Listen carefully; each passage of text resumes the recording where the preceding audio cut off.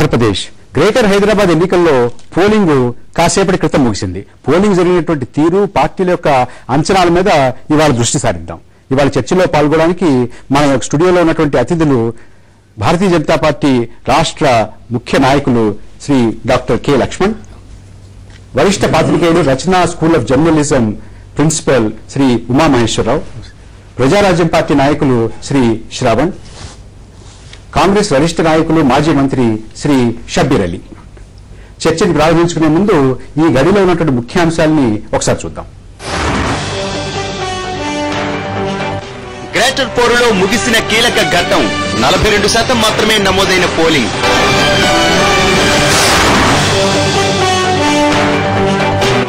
Voter తీర్పుపై పార్టీల్లో tension, లో turnout పై గుబులు.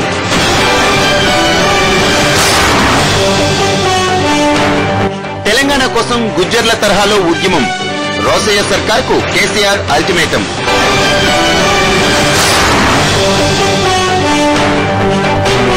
ఓబుళాపురంపై మళ్లీ టీడీపీ రగడ.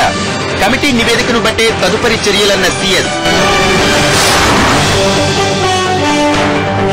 లిబర్హాన్ రిపోర్ట్ లీకేజీపై పార్లమెంట్లో దుమారం. అఖిలపక్షం ఏర్పాటు యోచనలో కేంద్రం.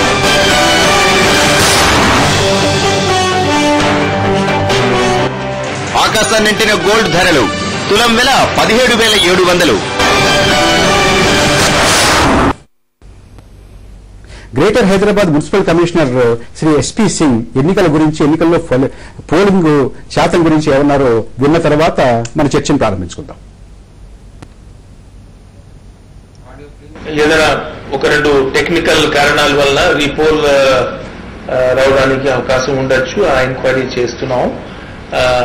ఆ ఎంక్వైరీ అయిన తర్వాత, వాస్తవాలు తెలిసిన తర్వాత, ఒక చోట్ల కొన్ని రిపోర్ట్స్ వచ్చాయి మనకి. కొన్ని టెక్నికల్ కారణాల వల్ల బహుశా రిపోర్ట్ పరిస్థితి రావచ్చు. అది కూడా మన జోనల్ కమిషనర్ గారిని ఇక్కడ పంపించి ఉన్నాం. ప్రక్రియ ప్రకారంగా ప్రతి ఒక్క పోలింగ్ పార్టీ నుంచి వాళ్ళు పోలింగ్ డైరీ ఎగ్జామిన్ చేయడం, poll percentage, ballot paper account tally చేయడం, తర్వాత మళ్ళీ ఇక్కడ నుంచి ఏదైనా కంప్లైంట్ మనకి చిన్నది వచ్చింది, మళ్ళీ ఆ కంప్లైంట్ గురించి వెరిఫై చేయడం, ఇవి అన్ని ఇప్పుడు జరుగుతాయి. జరిగిన తర్వాత స్ట్రాంగ్ రూమ్స్ లో మనం పెట్టిన తర్వాత రేపు నుంచి మనం ఈ కౌంటింగ్ ఏర్పాట్ల మీద పడతాం. మీ అందరికి తెలుసు, లాస్ట్ టైం కూడా ప్రెస్ కాన్ఫరెన్స్ మేము చెప్పాము. కౌంటింగ్ దగ్గర 54 కౌంటింగ్ హాల్స్ లో చేయడం జరుగుతుంది. యావరేజ్ గా 3 రౌండ్స్ లో 3 వార్డ్స్ పర్ కౌంటింగ్ హాల్. మనం 12:31 కల్లా బై అండ్ లార్జ్ మనం ఈ కౌంటింగ్ పూర్తి చేస్తాం 26th. So by 1:32 results are expected. Shabbir Ali గారు, మీరందరూ కూడా అన్ని రాజకీయ పార్టీలు, మీరు Telugu Desam party, Bharatiya Janata party, PRP, communist పార్టీలు, మేము అందరూ కూడా చాలా తాపత్రయపడ్డారు. చాలా పెద్ద ఎత్తున, చాలా ముమ్మరంగా ఈ గ్రేటర్ హైదరాబాద్ మున్సిపల్ కార్పొరేషన్ ఎన్నికల్లో మీరు ప్రచారం నిర్వహించారు. కానీ మొట్టమొదటి నుంచి అంతకుముందు మేము చర్చించినప్పుడు కూడా ఎన్టీవీ బృందాలు వెళ్ళి మాట్లాడుతున్నప్పుడు, ఓటర్లో చాలా నిర్లిప్తత కనపడింది. కానీ మీరందరూ కూడా అంత నిర్లిప్తత చివరకు ఉండదు, కాస్త పుంజుకుంటుంది అంటున్నారు. కానీ ఇవాళ పోలింగ్ శాతం చూసినట్టయితే, పోలింగ్ సరళి చూసినట్టయితే మొట్టమొదటి నుంచి అనుకుంటున్నది నిజమైంది. ఓటర్లు చాలా నిర్లిప్తంగా ఉన్నారు. 40-42% నుంచి పోలింగ్ జరగలేదు. కొన్ని చోట్ల 25, 26, 28 కూడా జరిగాయి. ఏమిటి కారణం? ది మేజర్ మెట్రోపాలిటన్ సిటీస్ లో భారతదేశంలో అన్ని చోట ఇదే పరిస్థితి ఉంది. 40-44% కంటే ఎక్కడ కూడా 50 కంటే ఎప్పుడు దాటలేదు.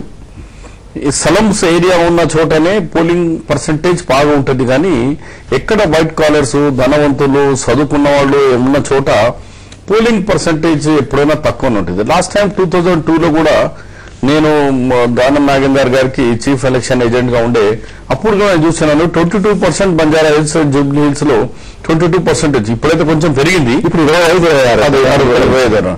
కాబట్టి ఇలాంటి తక్కువ కావడంతో కొన్ని చోట్ల పెరిగిన దానికి ఓవరాల్ పర్సంటేజ్ లో తగ్గిపోతుంది.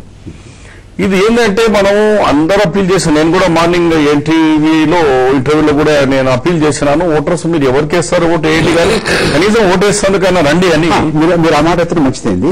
మీలాంటి వారు సినిమా యాక్టర్లు, పెద్ద పెద్ద వాళ్ళు, అంటే బాగా పేరుండి అందరూ గుర్తుపెట్టగలిగినటువంటి వారు అందరూ కూడా ఇవాళ హైదరాబాద్ నగరంలో ఓటు వేసి బయటకు వచ్చి పత్రికల ద్వారా, టెలివిజన్ ద్వారా అందరికీ కూడా అప్పీల్ చేసి అందరూ వచ్చి ఓటు. ఇంకోటి ఈసారికి ఏమైందంటే లాస్ట్ టైమ్స్ కు పోలింగ్ బూత్ దొరకకుండా ఓటర్ స్లిప్ సరిగ్గా సమయం అందలేదని ఆరోపించారు ఓటర్స్ కొంతమంది. ఈసారి మనము వెబ్సైట్ లో పోయి హౌస్ నంబర్ కొడితే నంబర్ వచ్చేసింది కాబట్టి ఆ ఫెసిలిటీస్ ఉండే. ఇప్పుడు పోలింగ్ బూత్లు కూడా వెరీ నియరెస్ట్ పాయింట్ మీద పెట్టినారు, చాలా మంచి స్కూల్స్ లో పాయింట్స్ పెట్టినారు, ఏం ఇబ్బంది లేకుండా కార్ దిగి నేరుగా వెళ్లిపోయేంత ప్రభుత్వం ఏర్పాటు చేసింది, ఎలక్షన్ కమిషన్ గానీ ప్రభుత్వం గానీ. అన్ని ఫెసిలిటీస్ అయిన తర్వాత కూడా రాకపోలేదు. ఇది కొంచెం బాధాకరంగా ఉంది, కొంచెం ఆలోచన చేయాలి దీని మీద. ఈ ఓటర్స్ కు మన ఎస్పెషల్లీ మెట్రోపాలిటన్ సిటీస్ లో, అలాంటి గ్రేటర్ హైదరాబాద్ లాంటి పెద్ద పెద్ద సిటీస్ లో నివాసించే నేను ఇప్పుడే ఒక హబ్సిగూడ రిపోర్ట్ లో మాట్లాడితే అన్ని ఓటింగ్స్ మనకు 55 వచ్చిందన్న.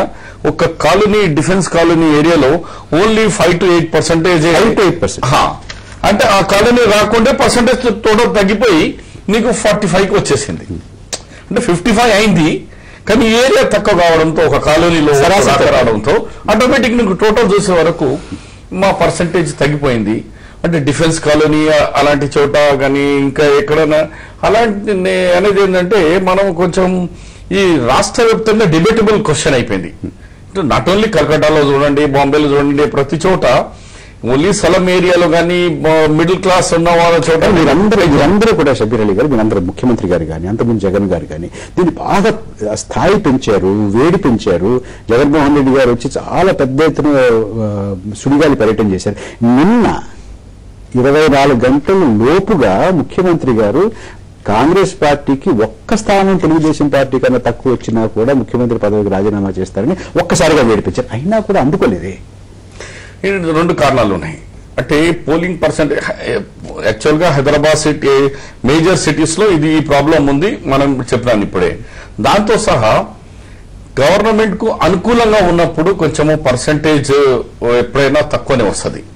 వ్యతిరేకంగా ఉన్నప్పుడు నెగటివ్ ఓట్స్ ఉన్న చోట అతడు బయటికి వెళ్లి కొంచెం పర్సెంటేజ్ పెరుగుతుంది. ఆ గవర్నమెంటే కదా, ఎమ్మెల్యే మినిస్టర్ అంతా వాళ్ళే ఉన్నారు కదా, ఏ పోతారు వాళ్ళే ఇస్తారని ఇంట్రెస్టెడ్ ఉన్నారు.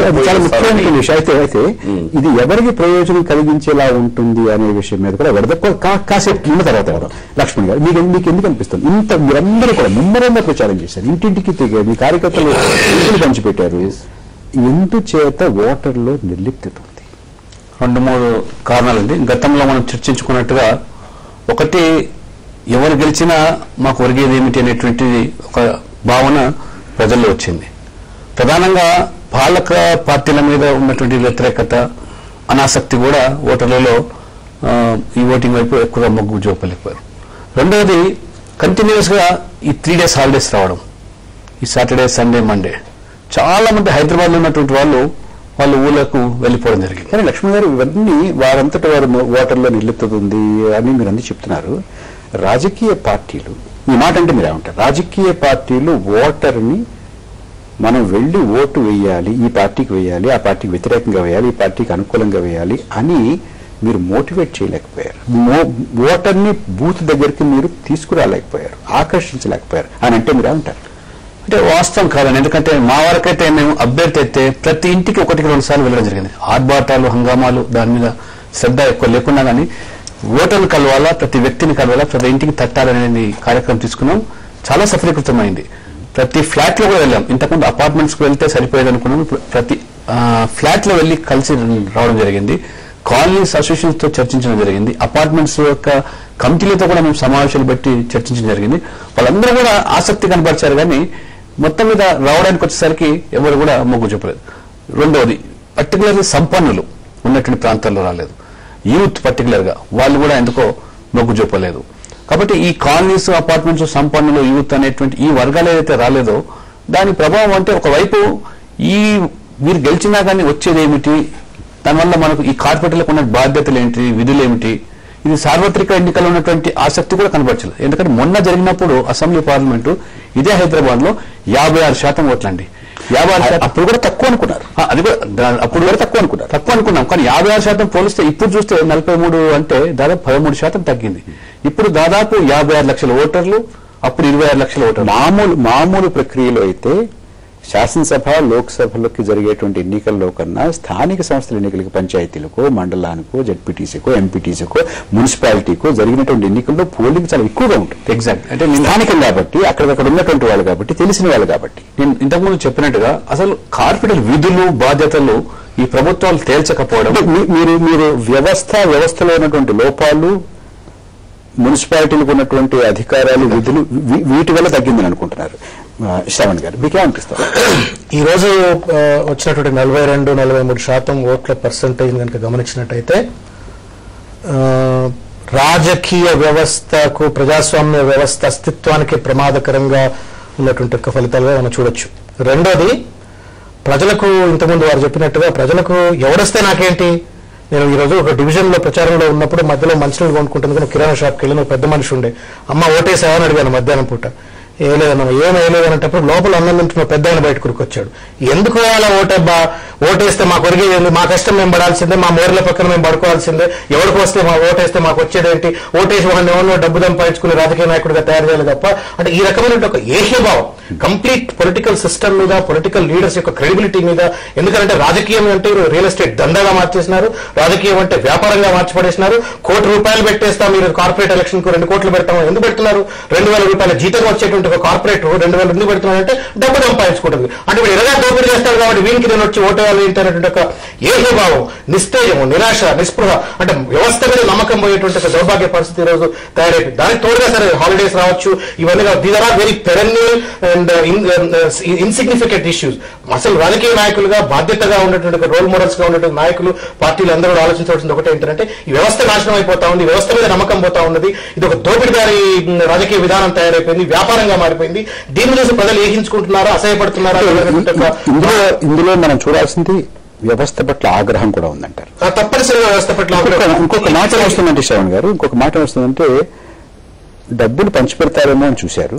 చాలా చోట్ల డబ్బులు పంచిపెట్టలేదు కాబట్టి, డబ్బులు తీసుకోలేదు కాబట్టి, డబ్బులు ఇవ్వలేదు కాబట్టి వెళ్తావులే అని ఊరుకున్నారు అనేటువంటి మాట ఉంది.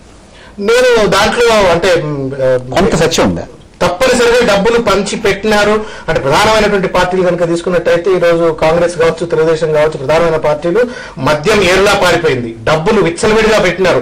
అయినప్పటికీ కూడా ఏంటంటే డబ్బు తీసుకోవచ్చు కానీ ఓటు వేయాలనేటువంటి ఒక ఉత్తేజం మాత్రం కలగలేదు. ఎందుకంటే రేపు నేను ఓటేసిన తర్వాత నాకు మంచినీళ్ళు వస్తాయా, నా మోరీ క్లీన్ అవుతుందా, నాకు దోవలు లేకుండా ఉంటారా, ఈ రకమైనటువంటి ఒక కాన్సిక్వెన్షియల్ ఎఫెక్ట్ నేను ఓటేసినందువల్ల నా యొక్క జీవన విధానంలో, నా యొక్క స్థితిగతుల్లో, నా ఎన్విరాన్మెంట్ లో మార్పు కలిగిస్తారా అనేటువంటి ఒక నమ్మకం మాత్రం ఈరోజు ప్రజల్లో పోయింది.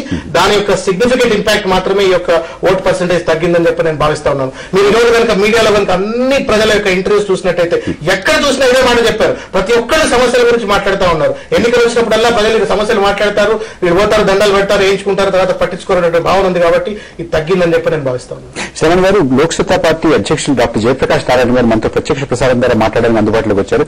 డాక్టర్ జయప్రకాష్ నారాయణ గారు నమస్కారం. నమస్కారం అండి. జయప్రకాష్ నారాయణ గారు అందరూ కూడా చాలా ప్రచారం చేశారు, అందరినీ మోటివేట్ చేయడానికి ప్రయత్నం చేశారు రాజకీయ పక్షాలు అందరూ కూడాను. అయినా కూడా ఇంత తక్కువగా పోలవడానికి ఏమిటి కారణం? What does this signify? ఇప్పుడు శ్రవణ్ కుమార్ గారు చెప్పింది చాలా వాస్తవంగా కనిపిస్తున్నది. ప్రజలకి రాజకీయం మీద విశ్వాసం బాగా సన్నగిల్లింది. ఒక పేలవమైన ప్రజాస్వామ్యం నడుస్తున్నది. ఎవరు ఓటేసినా కూడా ఏమీ లాభం లేదన్న భావం కలుగుతుంది. కానీ ఖచ్చితంగా రాజకీయ పార్టీలకు ఎంత బాధ్యత ఉన్నదో పత్రికలకి, టీవీలకి, ప్రజలకి అంతే బాధ్యత ఉన్నది.